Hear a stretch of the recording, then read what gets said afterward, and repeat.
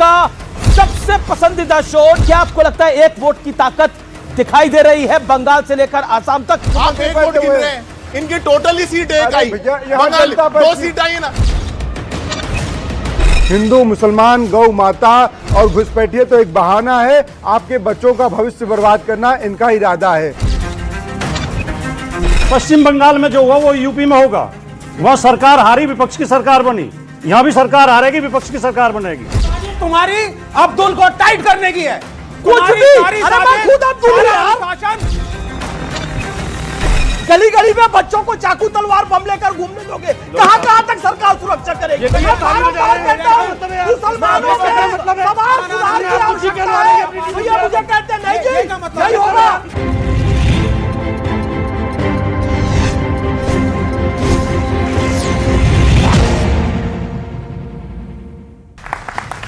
नमस्कार व्यूअर्स, मैं हूं अमीश देवगन और आप देख रहे हैं प्राइम टाइम का सबसे पसंदीदा शो, नंबर 1 शो।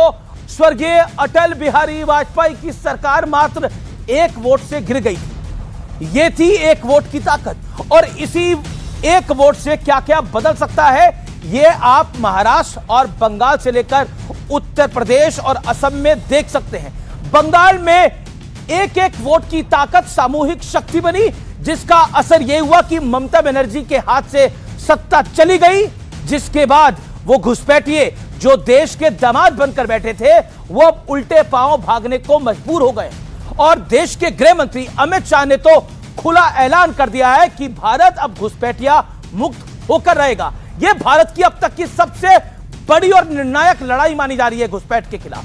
इतना ही नहीं, नमाज के लिए नियम कानून के खिलाफ जो सड़कें बंधक बन जाया करती थी दशकों से, या फिर कहें तो 100 वर्षों से, वो अब आजाद है। और ऐसा नहीं है कि किसी भी धार्मिक भावना को चोट पहुंचाई जा रही है। फर्क बस इतना है कि अब सब कुछ कायदे में हो रहा है, क्योंकि कहा जाता है कायदे में रहोगे तो फायदे में रहोगे। इसी बीच उत्तर प्रदेश के सीएम योगी आदित्यनाथ ने खुला ऐलान कर दिया है कि अब कोई भी माफिया हिंदुओं को धमका नहीं सकता। तो आज इन्हीं तमाम मुद्दों पर जनता जनार्दन के बीच होगी देश की सबसे बड़ी पॉलिटिकल बहस। स्वागत है आपका जोरदार तालियों के साथ। क्या वाकई घुसपैठ के खिलाफ यह निर्णायक लड़ाई है, और एक वोट की कीमत क्या होती है वो हम सब महसूस कर रहे हैं। आपका एक वोट 500 वर्षों की गुलामी की कलंक को धो करके अयोध्या में राम मंदिर का निर्माण कर देता है।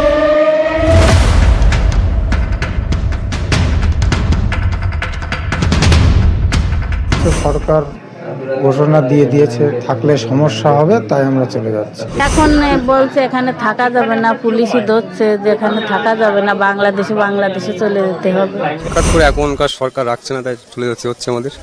एक वोट की ताकत क्या होती है ये जानना है तो जरा पश्चिम बंगाल और बांग्लादेश बॉर्डर की ये तस्वीर देख लीजिए। ये वो घुसपैठिए हैं जो सालों से पश्चिम बंगाल में डेरा डालकर बैठे थे, लेकिन बंगाल में बीजेपी की सरकार क्या बनी, ये उल्टे पांव बांग्लादेश भागने को मजबूर हो गए। बड़ी बात यह है कि सभी घुसपैठिए खुद इस बात को कबूल कर रहे हैं कि ये अवैध तौर पर भारत में रह रहे थे। पहले ममता के शासन में हर रोज घुसपैठ होती थी, अब घुसपैठ करने वाले अपने आप वापिस जाने लगे हैं, अपने आप जाने। देश भर से एक एक घुसपैठिए को चुन चुन कर देश के बाहर निकालना ये हमारी सरकार का संकल्प है। बंगाल की शुवेंदु सरकार का मैसेज लाउड एंड क्लियर है कि भारत में घुसपैठियों के लिए अब कोई जगह नहीं है। पुलिस को हम लोग बता दिया जेल में भेजने का जरूरत नहीं है।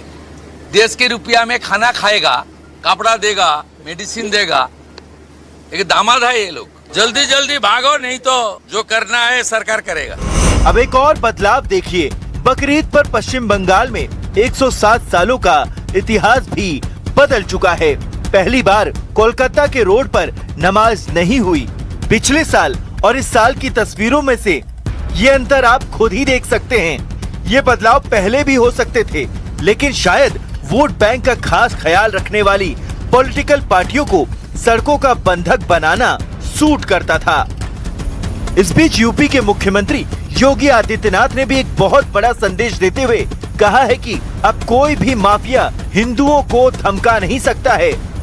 आज माफिया पिस्तौल लहराते हुए कोई धमका करके खुली जीप में चल करके किसी हिंदू को धमका नहीं सकता है, अब नहीं धमका सकता है। तो आज सबसे बड़ा सवाल है कि क्या कुछ पार्टियां दशकों से देश हित को ताक पर रखकर सिर्फ सत्ता के लिए अपने ही देश के नागरिकों का हक मार रही थी?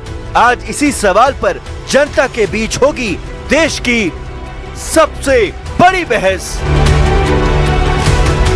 तो स्वागत है आपका इस चर्चा के अंदर। जोरदार तालियों के साथ अभिनंदन करिए हमारे मेहमानों का। भारतीय जनता पार्टी की ओर से सिद्धार्थ यादव हैं, उनका स्वागत है जोरदार तालियों के साथ। फैज खान हैं हमारे साथ, उनका अभिनंदन है। दीपक झा है प्रवक्ता कांग्रेस पार्टी के, नेता कांग्रेस पार्टी के, अभिनंदन है। राजकुमार भाटी प्रवक्ता समाजवादी पार्टी के, उनका स्वागत है। मौलाना अंसार रजा गरीब नवाज फाउंडेशन के, उनका अभिनंदन है। विवेक श्रीवास्तव सीनियर लीडर लेफ्ट, उनका अभिनंदन है। आप तमाम लोगों का स्वागत है। जोरदार तालियां तमाम मेहमानों के लिए। तालियां रुकनी नहीं चाहिए थोड़ी देर के लिए। पहले बहस का एजेंडा आपको बता देते हैं। आज की बहस का एजेंडा क्या है? वोट बैंक के लिए कुछ विपक्षी दलों ने देश हित को ताक पर रखा, चाहे वो घुसपैठ हो, चाहे वो तुष्टीकरण हो। सत्ता के लिए विपक्ष को सड़कों का बंधक बनाना कबूल था, अब वाकई हो गया है, क्योंकि 100 साल में पहली बार बंगाल में सड़कें खाली दिखी हैं। दूसरा, बंगाल में बन रहे नैरेटिव का असर क्या उत्तर प्रदेश के चुनाव पर पड़ेगा? क्योंकि बार बार कहा जा रहा है कि उत्तर प्रदेश की लड़ाई बहुत कठिन होगी और महंत योगी आदित्यनाथ के लिए यह अब तक की सबसे बड़ी लड़ाई होगी।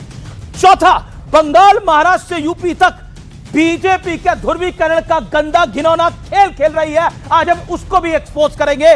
तो स्वागत है आपका आज के इस बड़ी चर्चा में। चलिए आज के दौर की शुरुआत करते हैं रैपिड फायर राउंड से। सबसे पहले रैपिड फायर राउंड का सवाल मैं पूछता हूं फैज खान से। कांवड़ सड़क पर निकल सकती है लेकिन नमाज नहीं हो सकती, सही या गलत? अनुमति लेकर सब कुछ हो सकता है, कानून के दायरे में काम कीजिए। माफिया हिंदुओं को परेशान नहीं कर सकते योगी जी कहते हैं, लेकिन मुसलमानों को कर सकते हैं, हाँ या ना? बिल्कुल है, किसी भी पीड़ित को अब माफिया परेशान नहीं कर सकते। हिंदू अधिक पीड़ित था इसलिए नाम लेना पड़ा। ओके, दीपक झा एक एक लाइन में जवाब देना है। कांग्रेस के इकलौते ओबीसी मुख्यमंत्री सिद्धारमैया को हटाना सही फैसला है या गलत फैसला है? जनता जो चाहती है, जनता के लिए सही फैसला लिया गया है। जनता के लिए या राहुल जी के लिए? जनता के लिए। ठीक है। 2019 में चौकीदार चोर है बोलने पर राहुल गांधी को सुप्रीम कोर्ट में माफी मांगनी पड़ी थी। अब गद्दार बोलना उसी पुरानी गलती को दोबारा दोहराना है। इसका नुकसान कांग्रेस पार्टी को और साथ में समाजवादी पार्टी जिसके साथ चुनाव लड़ रहे हैं यूपी में जरूर मिलेगा। यूपी उत्तराखंड में नरेंद्र मोदी जी मनमोहन सिंह को गद्दार बोलते हैं तब माफी नहीं मांगते हैं, संसद भवन के अंदर बोलते हैं तब अरुण जेटली जी उनके बिहार पे माफी मांगते हैं। आप कह रहे हैं इसका नुकसान होगा। ओके, सिद्धार्थ यादव तुष्टीकरण का जवाब देने के लिए बीजेपी ध्रुवीकरण करती है, हाँ या नहीं? बीजेपी सबका साथ, सबका विकास, सबका विश्वास और सबका प्रयास की बात करती है और यह भारत की बात है। हर चुनाव में जीत के लिए हिंदुत्व बीजेपी के लिए सबसे बड़ा ट्रम्प कार्ड है, इसके अलावा कोई और ट्रम्प कार्ड नहीं। हिंदुत्व और चुनाव का कोई लेना देना नहीं है। हिंदुत्व हमारे देश की आत्मा है, इस देश का अस्तित्व है, वो भारत के लिए आवश्यक है। चुनाव आते रहेंगे, जाते रहेंगे, हिंदुत्व रहेगा। राजकुमार भाटी, एसआईआर पर कोर्ट का फैसला आने के बाद अब बीजेपी पर वोट चोरी का आरोप बिल्कुल जिसे कहते हैं धुल गया है, क्योंकि जब सुप्रीम कोर्ट ने फैसला दे दिया है। यूपी में हमने कभी एसआईआर पर सवाल नहीं उठाया। पश्चिम बंगाल में और बिहार में सवाल अपनी जगह आज भी खड़े हैं। पर बिहार पे तो डिसीजन दे दिया सुप्रीम कोर्ट ने। ऑनरेबल सुप्रीम कोर्ट के डिसीजन से एग्री करते हैं, डिसएग्री करते हैं? सुप्रीम कोर्ट का फैसला सिर माथे पे, लेकिन सवाल अपनी जगह खड़े हैं। ठीक है, लेकिन सुप्रीम कोर्ट का निर्णय आ गया है। लेकिन अब मैं रुक करता हूं आपके अगले सवाल का। उत्तर प्रदेश चुनाव हिंदुत्व के मुद्दे पर होगा, हाँ या नहीं? हम किसी धर्म जाति के नाम पर चुनाव नहीं लड़ेंगे। आपको क्या लगता होगा कि हाँ या नहीं? नहीं होगा। नहीं होगा। ठीक है, अंसार रजा लास्ट सवाल आपसे है। जैसा विपक्ष कह रहा है कि क्या एसआईआर सिर्फ मुसलमानों को टारगेट करने के लिए किया गया, हाँ या ना? नहीं। Good point. क्या राहुल गांधी एलओपी पद के लिए सबसे सही नेता है, हाँ या नहीं? वो तो प्रधानमंत्री के लिए भी सही आदमी है, उसमें क्या है यार। अच्छा, आपके लिए एक बोनस सवाल। अरविंद केजरीवाल के बारे में आपकी अगली भविष्यवाणी क्या है? आरएसएस का छोटा रिचार्ज। ओके, आरएसएस का छोटा रिचार्ज। चलिए, एक वोट की ताकत क्या होती है, मैं इसकी शुरुआत करता हूं। एक वोट की ताकत बहुत बड़ी होती है। अंसार रजा, देखिए आप किसी पॉलिटिकल पार्टी से नहीं है, तो शुरुआत आपसे करते हैं, आप और फैज खान साहब। अंसार रजा, क्या आपको लगता है एक वोट की ताकत दिखाई दे रही है बंगाल से लेकर आसाम तक, आसाम से लेकर महाराष्ट्र और उत्तर प्रदेश तक। क्या कहना चाहते हैं आप? अमीश जी, ये 27 लाख वोट जो काट दिए गए थे ना, जरा उसको एक वोट से कंपैरिजन कीजिए तो कौन सा भारी पड़ेगा। जिनके लिस्टों में नाम होने के बावजूद काट दिए गए और फिर आप कह रहे हो एक वोट से सरकार गिर जाती है। दूसरा, अभी बातों बातों में आपने कहा कि नमाज के लिए रोड को बंधक बनाया जाता था। इसका क्या मतलब होता है दोस्त? जरा बंधक बनाने का मतलब बता दीजिए तो मुझे। 20 मिनट की नमाज में रोड बंधक हो जाता है और रोडों पे नेताओं के भाषण हो जाएं और किसी धर्म के प्रोग्राम, हमें एतराज उस बात पर नहीं है, उससे बंधक नहीं होता है। 20 मिनट की मुसलमानों की नमाज जो साल में 2 मरतबा पढ़ी जाती है, उससे आपने कहा कि रोड बंधक हो जाते, उससे आजाद हो गए हैं। ये लोकतंत्र है? ये लोकतंत्र है ये? अरे ये तो चीफ मिनिस्टर की जिम्मेदारी बनती थी कि मुसलमानों का धार्मिक प्रोग्राम है यार, करने दो इनको। इस मुल्क में सब की सड़क को जाम करने की जिम्मेदारी इससे पहले शुभेंदु अधिकारी से पहले, योगी आदित्यनाथ से पहले मुख्यमंत्रियों की जिम्मेदारी होती थी, लेकिन अब सब पलट गया है। पलट गया ना, यही मौके, यही एक मौका। 1 मिनट आपने 1 मिनट बोल दिया, अभी कहां हुआ सर? अभी तो 30 सेकंड टाइमर चल रहा है। 1 मिनट हो गया भाई, पढ़ के बता दो कितना मिनट हुआ? 1 मिनट 8 सेकंड। हाँ जी, ये देखो किससे पूछा आपने भाई, यही तो कमाल है, यही कमाल है सर। इनसे क्या मतलब है? यही कमाल है। क्या मतलब है? क्या गलत है? इनसे क्या मतलब है? आपने देख लिया कि भैया बैठे हैं। मतलब क्या ये बताइए पहले। करो, आपने भी बोला था एक सेकंड यहाँ पर आपने बोला इनसे, इन्होंने टीका लगा हुआ, इनसे मतलब है। 1 सेकंड, आप टोपी पहने, मैंने कुछ बोला? ओके कैसे बात कर दिया आपने? ओके ठीक है, अभी सर पता चल जाएगा। ओके शांति। ओके, कितना टाइम था? मैंने कोई तिलक नहीं लगाया। 1 मिनट 8 सेकंड समय हुआ था टाइमर में। चलिए ठीक है, वही मानना पड़ेगा सर। ओके, वही मैं कह रहा हूं। मैं रुक करता हूं। मेरे साथ फैज खान साहब है। फैज खान साहब, आपका मौका है, आप अपनी बात को रखिए। यहां पर कहा गया कि ये सब कुछ पलट गया, बहुत अच्छा हो गया। बिस्मिल्लाहिर्रहमानिर्रहीम। भारत माता की। अमीश भाई, मीडिया के बारे में कहा गया a drop of ink make a million think. ठीक उसी तरीके से एक वोट के बारे में कहा जा सकता है। जब एक वोट सही जगह पड़ता है तो इस्लाम अपने सही स्वरूप में आ जाता है। नमाज सड़कों पर नहीं होगी, मस्जिदों के अंदर होगी। कुर्बानी खुले में नहीं होगी, कुर्बानी स्लॉटर हाउस के अंदर में होगी। और एक वोट की ताकत है कि मुसलमान खुद कह रहा है गौ माता को राष्ट्र माता बनाओ। ये एक वोट की ताकत है कि अब वंदे मातरम पूरा गाया जाएगा। ये एक वोट की ताकत है कि अब मुस्लिम समाज कायदे में है तो हर कोई फायदे में है। ये एक वोट की ताकत है कि रोहिंग्या खुद देश छोड़कर जाना चाहते हैं। और अमीश भाई, ये एक वोट की ताकत है कि गुंडा तत्व अब किसी पर अत्याचार नहीं कर रहे, उन्हें नग्न करके कलकत्ता की सड़कों पर बिठाया जा रहा है। ये एक वोट की ताकत है कि भारत 2047 में विकसित भारत बनने की ओर है। जी। एक वोट की ताकत है जी से अपने पुनर्वैभव को 50 सेकंड आपने 48 सेकंड में अपनी बात को खत्म कर लिया। मैं आपके बाद आता हूं। ये एक वोट की ताकत है जो 100 साल में लेफ्ट और टीएमसी की सरकारें नहीं कर पाई, वो 1 महीने में भारतीय जनता पार्टी की सरकार ने कर दिखाया। घुसपैठियों को कहा भारत छोड़ो और सड़क अब बंधक नहीं बनेगी। कौन से घुसपैठी है और क्या कहना चाहते हैं? वसुधैव कुटुंबकम है कि नहीं? अतिथि देवो भव है कि नहीं?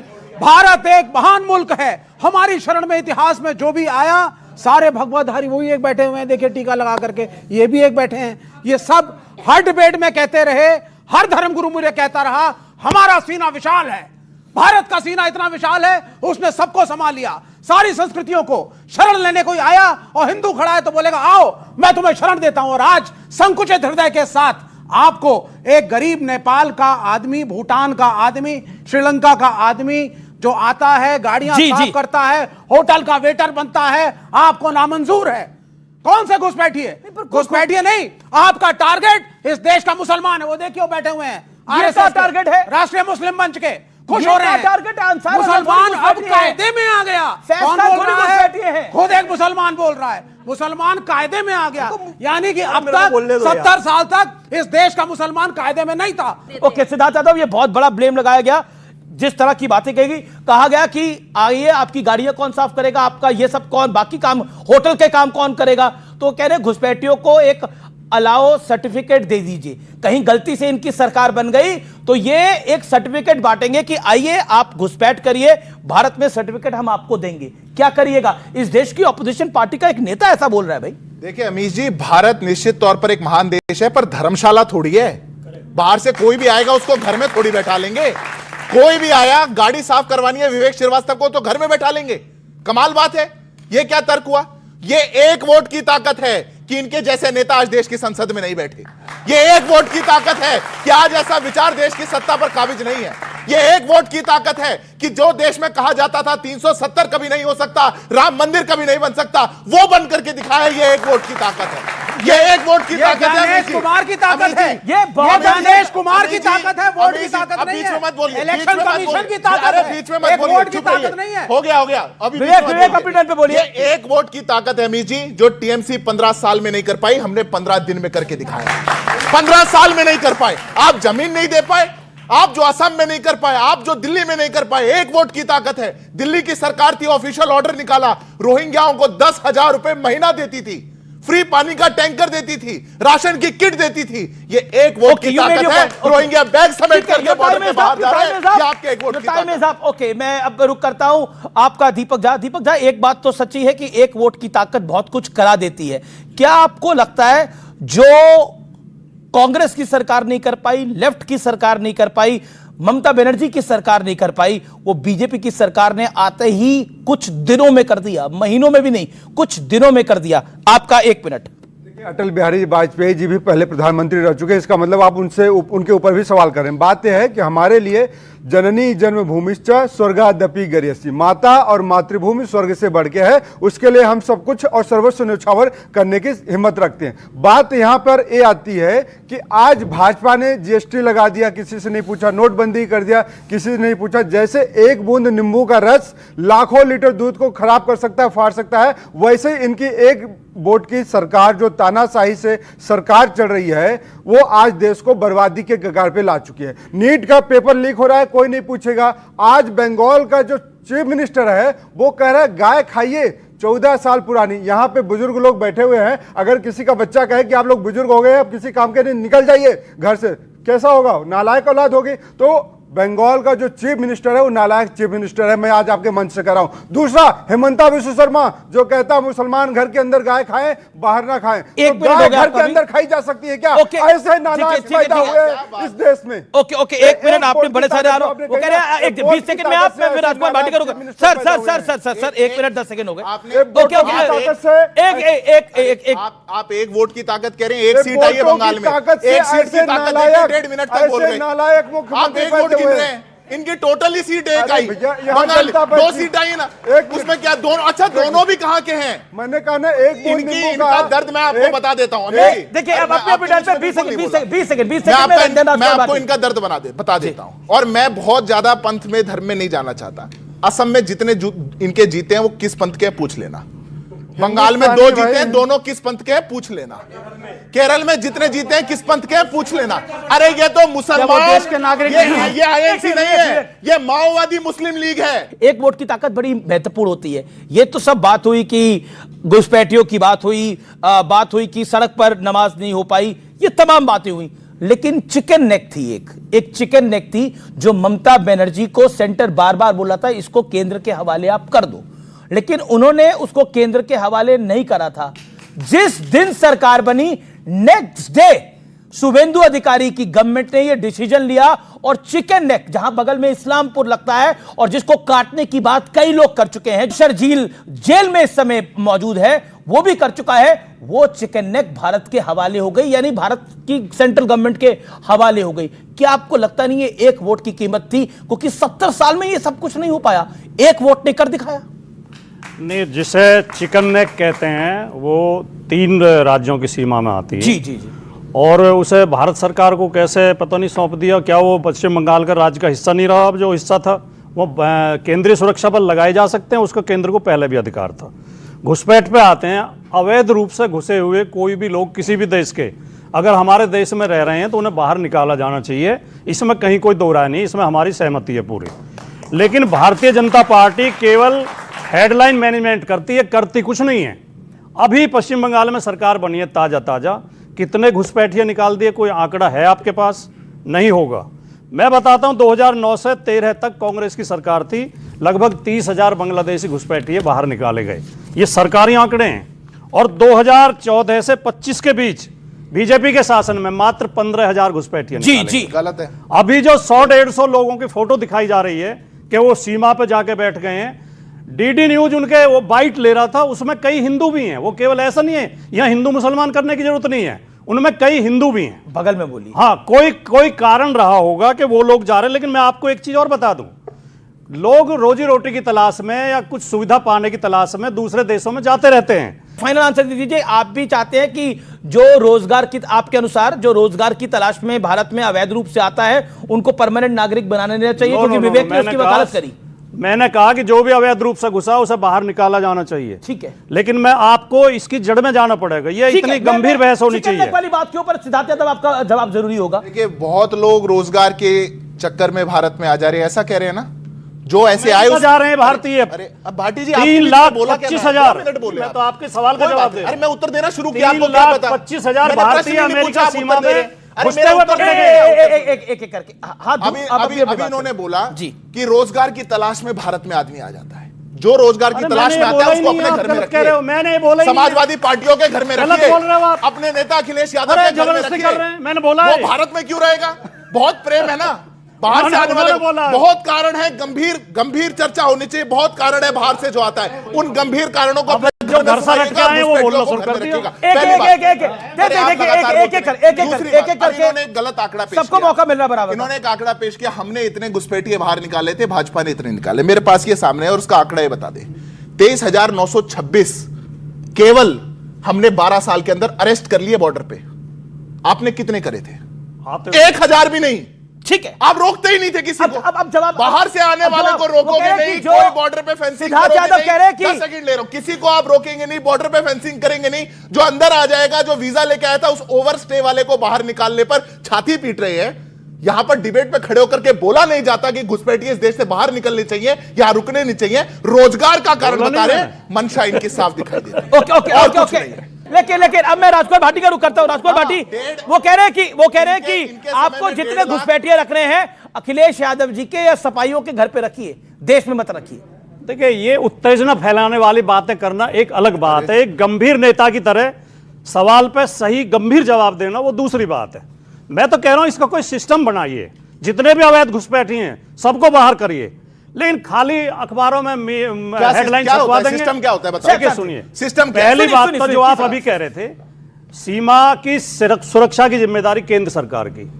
अगर सीमा के अंदर लोग आ रहे हैं बाहर से, तो केंद्र सरकार उसके लिए झूठ बोल रहे हैं आप, गलत बोल रहे हैं। 500 किलोमीटर की सीमा की सुरक्षा की जिम्मेदारी केंद्र सरकार की नहीं है। क्या बोल रहे हैं आप कमाल किसी बात को मानेंगे ही नहीं। क्या डिबेट होगी आप किसी बात को एक्सप्लेन करिए।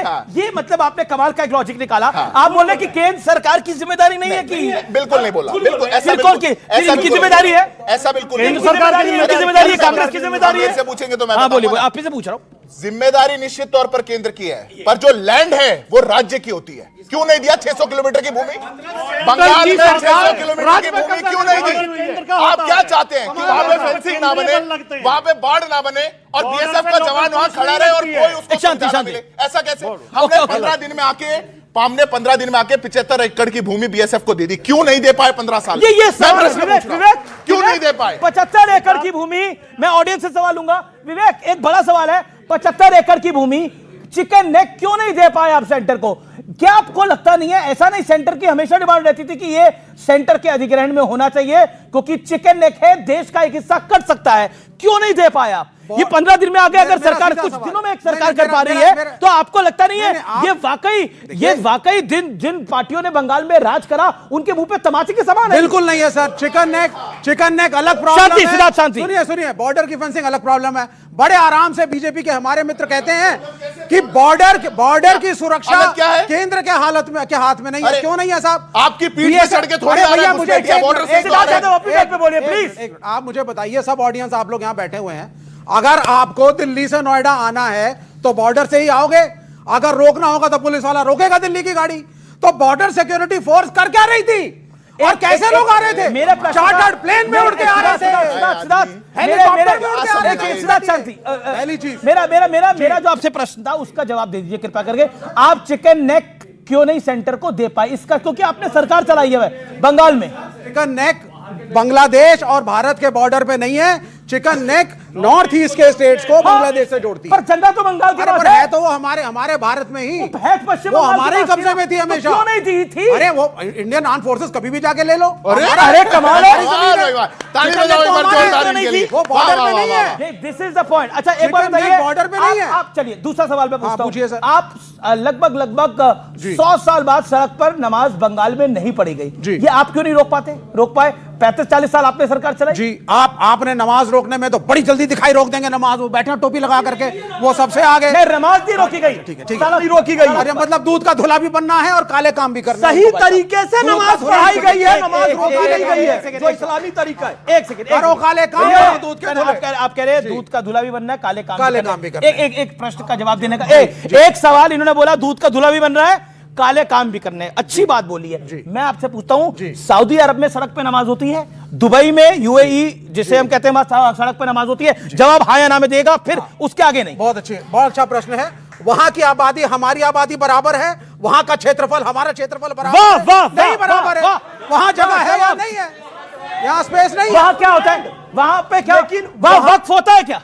वहां से वक्फ लैंड सबसे ज्यादा भारत में है, जिसपे लोग मॉल मल्टीप्लेक्स बनाकर रखे हुए, अपने घर बना के रखे हुए। नमाज पढ़ने के लिए आप क्यों नहीं देते? और नमाज से नहीं रोका गया है, सही तरीके से नमाज पढ़ने का अवसर दिया गया है। इस्लाम यही सिखाता है, सड़क घेर कर नमाज ना पढ़ो।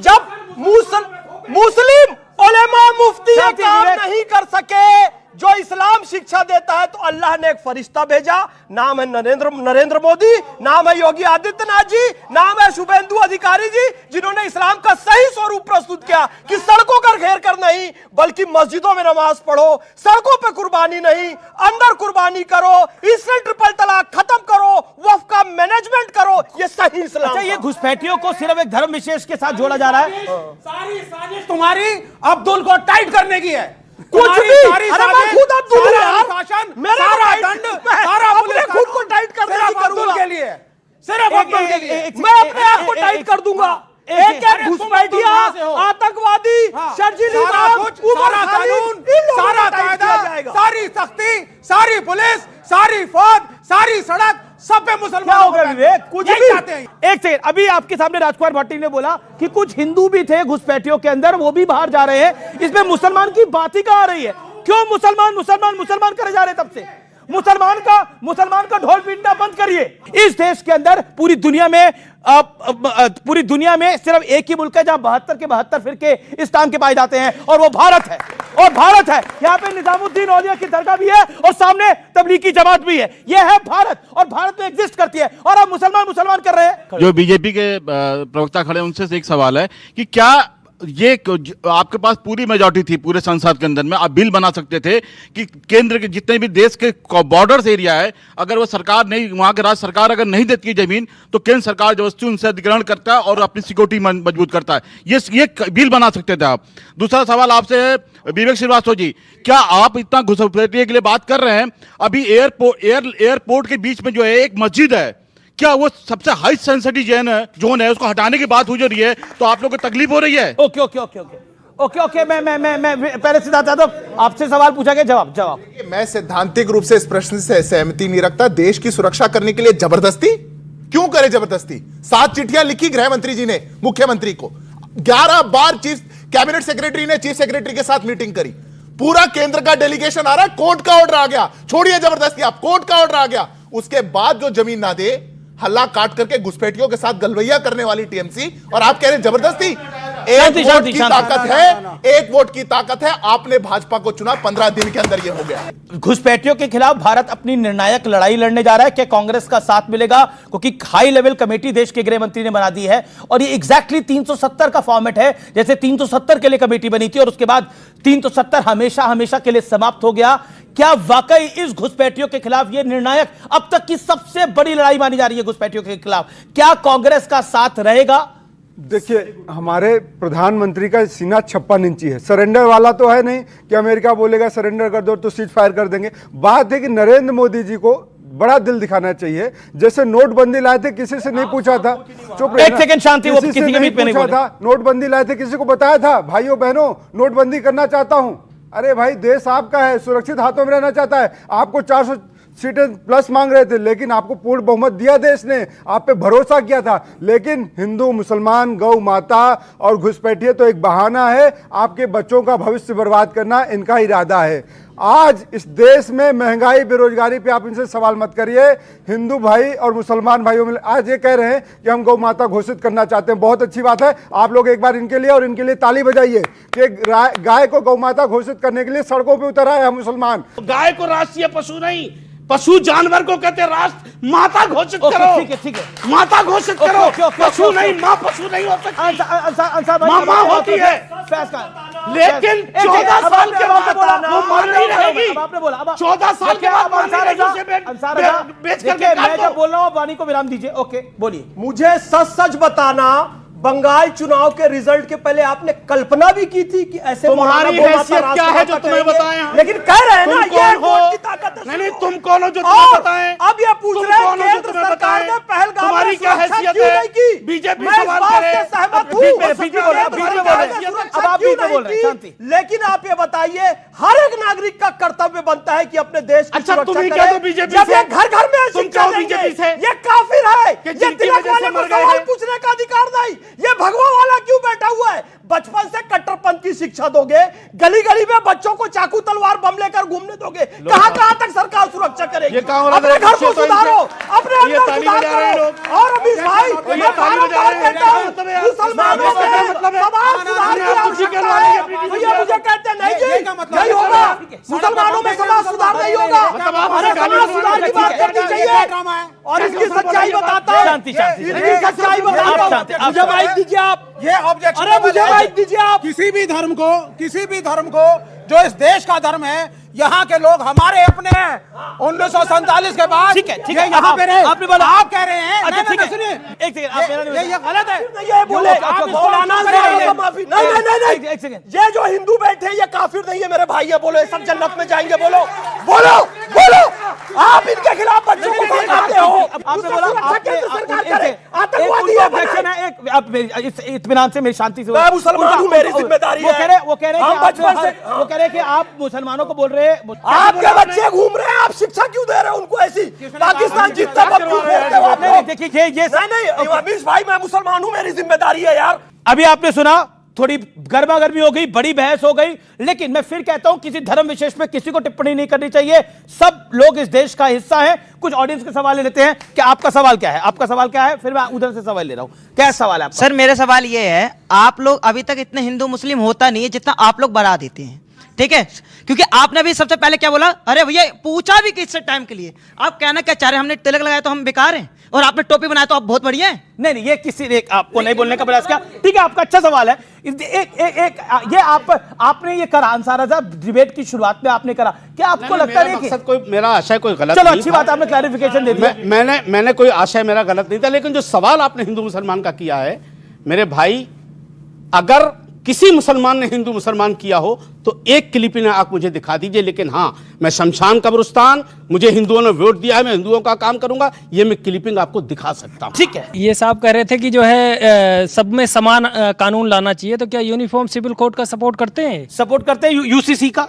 मैं आपकी बात से सहमत हूं, सरकार ड्राफ्ट ले आए, हम तैयार हैं। ओके चलिए, आ रहे हैं। उत्तराखंड में आ गया है, उत्तराखंड में यूसीसी बीजेपी की सरकार लाई है, ठीक लाई है? असम में ला रही है, ठीक ला रही है? आपको जो पढ़ा रहे हो मत पढ़िए, हमसे पूछिए। नहीं, यूसीसी जो ला रही है, ठीक है, नहीं सवाल लाइए आप, सवाल मेरा नहीं कर रहा। जो यूसीसी ला रही है बीजेपी उत्तराखंड में, असम में, वो सही ला रही है, गलत ला रही है? सर यूसीसी लाए, आप पब्लिक, आप जो समाज, जो पार्टियां हैं उनके सामने आप रखती हो, तो प्लान क्या है आपका? लागू हो चुका है, आप उसमें कहो कि आदिवासियों को अलग कर देंगे। अंसार साहब, मैं एक बात कर रही हूँ, आप बहुत अच्छे इंसान हैं, आपसे ये आशा की जाती है आप इस डिबेट में इनकी काट, जो भी आपको बात कहता है काट है, आप बच्चों की पढ़ाई की बात करिए। आप मुस्लिम बच्चों में गजब की स्किल होती है, लेकिन एक समय आता है पढ़ाई में पिछड़ जाते हैं। आपके घर में ऐसे या कुछ भी काम करना आएगा, मुस्लिम लड़का होगा, उस पर डिग्री नहीं होती। आप मस्जिदों के अंदर उन बच्चों को पढ़ाइए। आजकल मुस्लिम बच्चे, एक मिनट, आजकल मुस्लिम बच्चियां इतने अच्छे पढ़ रहे हैं, आप जाकर देखिए, अवार्ड विनिंग नंबर ले रहे हैं। एक नूह का बेटा और बेटी साइंस की जो भाभा इंस्टीट्यूट है उसके अंदर गए हैं। आप इन सब की काट में केवल बड़ी अच्छी बात आपने, बहुत अच्छा। मुझे आप बहुत इज्जत करती हूँ मैं आपकी, आप बहुत अच्छे इंसान हैं। आप सबसे पहले कहते हैं कि मैं भारतीय हूँ। ओके ओके ओके, मेरा एक बात है, बात चाहिए मुझे। ओके ओके, लेकिन ये आपने अच्छा सुझाव दिया। देखिए इस देश की सेकुलर सियासत, इसको अंसार रजा कई बार कह चुके हैं, इस देश की सेकुलर सियासत ने अगर किसी को मारा तो उस देश के मुसलमान को ही हिट करा है, इसमें कोई दो राय नहीं है। इस देश की सेकुलर पॉलिटिक्स का बिगेस्ट हिट मुस्लिम है। और अंसार रजा, क्या आप इस बात से सहमत है कि नहीं सहमत है? अभी भी मुसलमानों को भड़काने का काम होता है। देखो तुम्हें सड़क पे नमाज दी, आपने खुद बोला बतौर एक मुस्लिम मौलाना, आपने बोला सड़क पर नमाज करने को हमें लगता है कि नहीं होनी चाहिए, लेकिन विवेक आपके बगल में होकर भड़का रहे हैं, ये सत्ता से बाहर हो गए हैं। मैं एक बात कह रहा हूं, केजरीवाल का क्या हाल हुआ आपको पता है? इतने बड़े ऑडियंस के सामने कह रहा हूं कि जो हिंदुस्तान का हैदराबाद का शेरवानी वाला नेता, सुनिए मेरी बात, वो जब इतनी बड़ी कौम को ललकारता है तो हमको तकलीफ होती है। हम हिंदुस्तान में अमन चाहते हैं, हम नहीं चाहते, हमारा मुसलमान नहीं चाहता कि किसी आदमी को गाली दी जाए। सियासत अपनी जगह है, आप ललकार नहीं सकते हिंदुस्तान के सैकड़ों मुसलमान हिंदुओं को, नहीं ललकार सकते, ना कोई मुसलमान आपके साथ लेकिन खड़ा आप होगा। सिर्फ हैदराबाद वाले को बोल रहे हैं, ये तो मैं बगल में खड़े हम उनकी बात करेंगे जो हमारे बारे में सोचेंगे। अपनी राजनीति चमकाने के लिए अगर कोई मुसलमानों का झंडा लेकर के चले तो हम उनके बारे में जवाब नहीं दे सकते। दूसरी चीज, केजरीवाल के बारे में मैंने तो आपको यही कहा था कि इनकी लुटिया डूब गई, यही कह के गया था मैं तो आपके यहाँ। यार आपके यहाँ तो रिकॉर्ड इतना वायरल हुआ है वो वीडियो जिसका कोई शुमार नहीं। मेरे कहने का मतलब यह है, और वो भी आपकी चिंता करते हैं केजरीवाल जी, सर वो नहीं, विवेक जी भी करते हैं। अब मसला ये है, अब करके दिखाएं ना, अब करके दिखाएं चिंता। नहीं, चिंता तो आए ना, क्यों नहीं निकले रोड पे ईद के दिन? करनी पड़ेगी। दूसरी चीज, मैं नहीं चाहता हूं कि कोई भी मुसलमान ऐसा काम करे जिसमें किसी भी भाई को, भारतीय आदमी को किसी किस्म की कोई तकलीफ हो। ठीक, ऐसा कोई काम नहीं करना चाहिए। इसमें मेरा एक ऑब्जेक्शन, बिल्कुल नहीं, इसमें मेरा एक ओके सरकारों की, ठीक है, ओके सवाल बीजेपी किसी का सवाल है? ओके बीजेपी से सवाल है, क्या सवाल है सर? बोलिए, खड़े होकर पूछिए। हाँ जी, मेरा सवाल यह है कि देश की जितनी सीमा है उसके 50 किलोमीटर के अंदर तक, इसकी 50 किलोमीटर अंदर तक जो उसका है वो सेंट्रल गवर्नमेंट कंट्रोल करती है। तो चाहे ममता थी, चाहे पंजाब में कोई भी था, कोई जितने भी बॉर्डर है, वहां से घुसपैठिया 50 किलोमीटर तक अंदर कैसे आता है उसके बाद ममता के हवाले होता है। पहले तो आप लोग अंदर लाने देते हैं। और दूसरा, मोदी जी 2 साल हो गए महबूबा मुफ्ती, ये जो 2 साल हो गए हैं शेख हसीना को लेके बैठे हैं, वो नहीं आपको घुसपैठिया नजर आती? उसको तो आप लेके बैठे हैं, वो हेलीकॉप्टर लेके फटाफट आ गई शामो शाम, वो घुसपैठिया नहीं है, उसको भी निकालिए। ओके जवाब। पहली बात तो देखिए, आप सच को झुटला नहीं सकते। अगर बॉर्डर पर फेंसिंग होनी है, बॉर्डर की जमीन केंद्र को सौंपी जानी है तो सौंपी जानी है, कोई राइट लेफ्ट नहीं। हम अच्छा, मैं आपके साहब, आपने क्वेश्चन पूछा, आपको उत्तर सुनना पड़ेगा, आपको डिबेट करनी आ जाइए।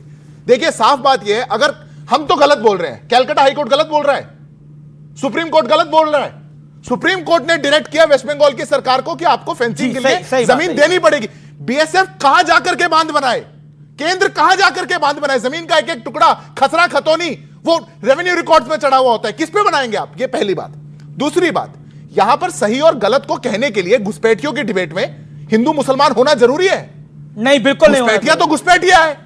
ये हिंदू मुसलमान, अभी बहुत अच्छी बातें अंसार रजा साहब ने कही, ये अच्छी बातें केवल कहने के लिए नहीं होती। अच्छाई की बात यह है, मैं आपको आंकड़ा देता हूं, 78.45% बंगाल के अंदर हिंदू था 1951 में, 2011 के सेंसस में घट करके 70% हो गया। यह बात बोलने के लिए मेरे को हिंदू और मुसलमान का चश्मा देखना पड़ेगा, सच्चाई है ये। अगर सरकार ने इसके लिए एक डेमोग्राफिक का कमीशन बनाया, एक कमेटी बनाई, क्यों नहीं अंसार रजा साहब स्वागत करते?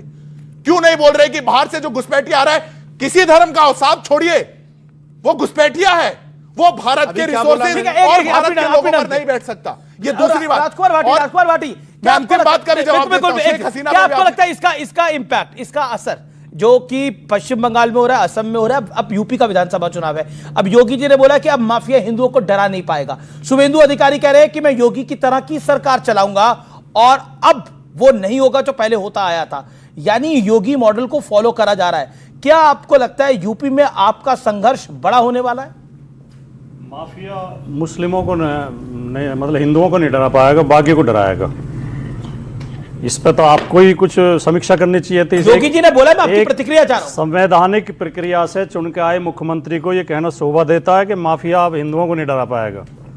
और अभी अभी इसी सप्ताह में उत्तर प्रदेश हाई कोर्ट ने योगी जी से जवाब मांगा है, 19 माफियाओं की सूची दी है, नाम दिए बाकायदा, 16 एक ही जाति के हैं और 16 मुख्यमंत्री की अपनी जाति के हैं। उत्तर प्रदेश में यह हो रहा है। वो खुद योगी जी तो महंत है। माफिया के नाम योगी जी तो महंत है। देखिए, जात न पूछो साधो की। अच्छा, योगी जी तो कहते हैं मुझे गर्व है कि मैंने क्षत्रिय जाति में जन्म लिया, मेरी जाति में तो भगवानों ने अवतार लिए हैं। योगी जी तो ये कहते हैं। आप कह रहे हो उनकी तो कोई जाति नहीं। अब आपको सही माने कि साधु की जात नहीं होती। आपको सही माने या साधु की जात नहीं होती है। योगी जी की तो होती है। राजनीति में नहीं करता, साधु साधना करता है। योगी जी की तो होती है, साधना करता है, राजनीति में नहीं आता, लेकिन धर्म दंड उठाता है। ये शंकराचार्य जी ने घोषित कर दिया, जो राजनीति में आएगा वो साधु नहीं रहा। विवेक जी, सच्चाई ये है कि भारतीय जनता पार्टी को करना कुछ नहीं है। अभी आपने बीच में 370 का जिक्र किया। 370 जब हटाई गई थी तो दो बातें सबसे ज्यादा कही गई थी बीजेपी समर्थकों की तरफ से। एक तो ये कहा था कि जो कश्मीरी पंडित भगाए गए थे वहां से वो सारे वापस चले जाएंगे। दूसरा ये कहा था, अंधभक्त कह रहे थे अब तो हम वहां प्लॉट खरीदेंगे।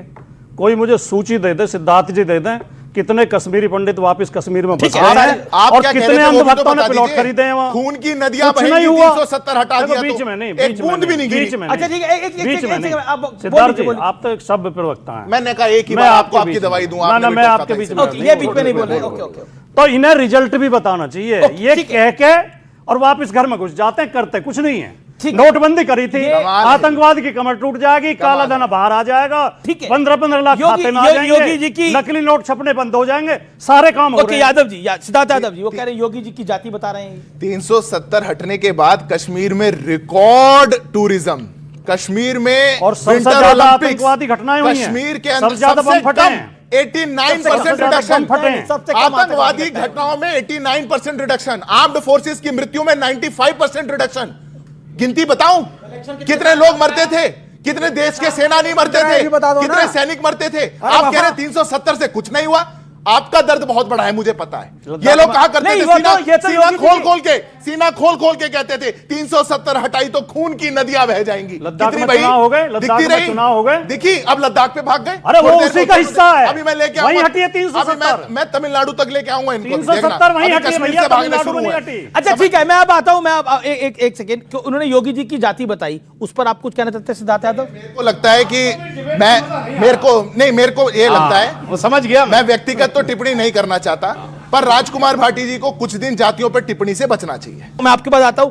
क्या आपको लगता है कि बंगाल में बन रहे नैरेटिव का असर यूपी के चुनाव पर पड़ेगा? इस भूमि का प्रभाव भगवान श्री रामचंद्र की भूमि भय प्रकट कृपाला दीन दयाला कौशल्य हितकारी हर्षित महतारी मुनिमनहारी अद्भुत रूप विचारी, तो चैतन्य महाप्रभु की भूमि का प्रभाव राम जी और कृष्ण जी के वंशज यहाँ पर बैठे हुए हैं। वसुदेव सुतम देवम कंस चाणूर मर्दनम देवकी परमानंदम कृष्णम वंदे जगत गुरु अवश्य पड़ेगा उस भूमि पर जहां पर गंगा के तट पर वजू बना। कृष्ण के वंशज कौन है? ये भाटी साहब भी है। हाँ, सिद्धार्थ यादव भी तो है, ये भी है, यादव जी भी है।